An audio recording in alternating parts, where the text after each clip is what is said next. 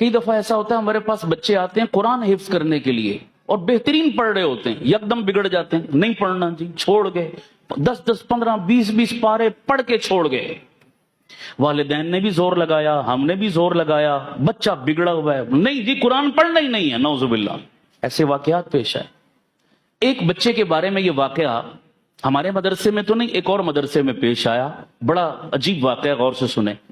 बच्चा बड़ा खूबसूरत माशाल्लाह कुरान पढ़ रहा और बेहतरीन जबरदस्त ज़हीन बच्चा, बिगड़ गया इसी तरह, नहीं पढ़ना चाहिए, छोड़ दिया। टिल लगाई मदरसे वालों ने, माँ बाप ने।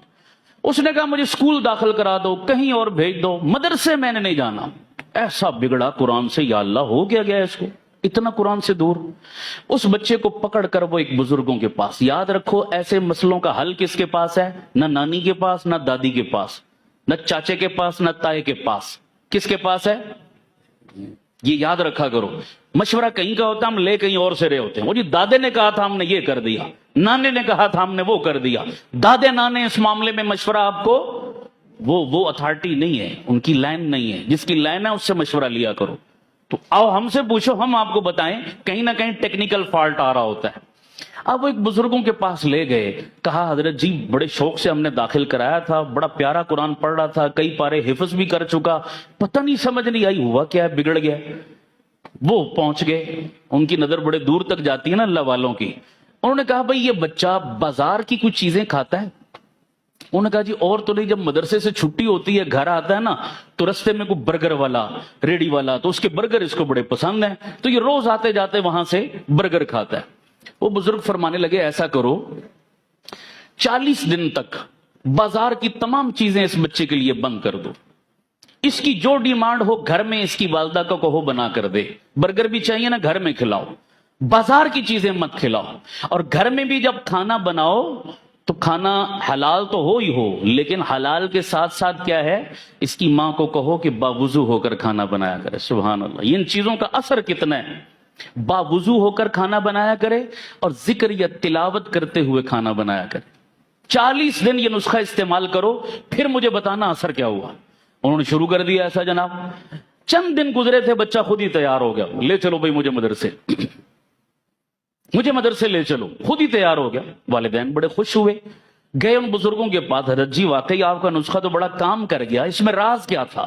फरमाने लगे अक्सर, सबकी बात नहीं कर रहा, लेकिन अक्सर बाजार में जो चीजें मिलती हैं खाने पीने की, खास तौर पर तैयार की हुई, अक्सर लोग बेनमाजी होते हैं। और हदीस बता रहा हूं, हदीस बता रहा हूं, मेरे नबी के फरमान का मफहूम, एक बेनमाजी की नहूसत 40 घरों पे पड़ती है। 40 घर का मतलब पूरा मोहल्ला, तो जहां पूरे का पूरा मोहल्ला बेनमाजी हो, उस मोहल्ले की नहूसत का आलम क्या होगा, आप अंदाजा लगाएं। अब ये नहूसत होती क्या है, उसके आफ्टर शॉक्स क्या होते हैं, ये एक अलग मौजू है, फिर कभी बताऊंगा कि कितनी खतरनाक चीज है ये। एक बेनमाजी पूरे मोहल्ले को लपेट में लिए हुए है, तो खुद उसके अपने वजूद में कितनी नहूसत होगी। उन्हीं नहूसत वाले हाथों से उसने बर्गर बनाए, खाना बनाया, सालन बनाया, रोटी बनाई, जो भी, तो बताइए वो जो खा रहा है क्या नहूसत उसके अंदर नहीं जा रही। अब नहूसत जिसके अंदर गई, उसका आमाल में दिल लगेगा, तिलावत में दिल लगेगा, नमाज में दिल लगेगा, कभी भी नहीं। वो फरमा रहे थे कि ये वजह थी जिस वजह से बच्चा बिगड़ा हुआ था और नहीं इस तरफ आ रहा था। मैंने आपको ये नुस्खा बताया, वो काम कर गया। लिहाजा इस किस्म के खाने, तो सोचो बेनमाजी हाथों का खाना खाकर बंदा कुरान से दूर हो गया, तो जो बंदा खा ही हराम रहा है वो कुरान पढ़ेगा। जो अपने बच्चों को हराम खिला रहा है उसके बच्चे कुरान पढ़ेंगे, उसके बच्चे नमाज पढ़ेंगे, उसके बच्चे दीन पर चलेंगे, नेक होंगे। मैं हैरान होता हूं भाई, वालिदैन आकर दुआ मंगवाते हैं, मौलाना दुआ करो मेरा बच्चा नेक बन जाए, मौलवी साहब दुआ करो मेरी बेटी नेक और शर्म पर्दे वाली बन जाए। ठीक है, अच्छी बात है, दुआ तो कर रहे हैं, और तो दवा भी तो करो ना, दवा भी तो करो। दवा का मतलब कि अपने बच्चों को हलाल तो खिलाओ, हलाल का लुकमा तो उनके पेटों में डालो।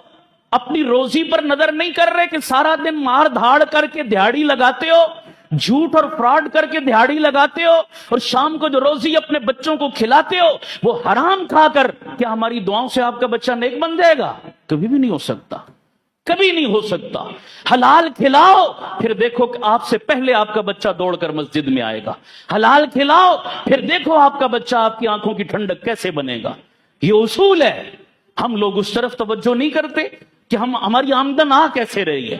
پھونک پھونک کر قدم رکھو یارو, یہ بڑا نازک دور ہے, بڑا نازک دور ہے. جب پیسہ آ رہا ہوتا ہے نا دونوں ہاتھوں سے, پھر اچھے اچھے دینداروں کو حلال حرام کی تمیز پھر مٹ جاتی ہے. کہتے ہیں دیہڑی لگاؤ, بس دیہڑی لگاؤ.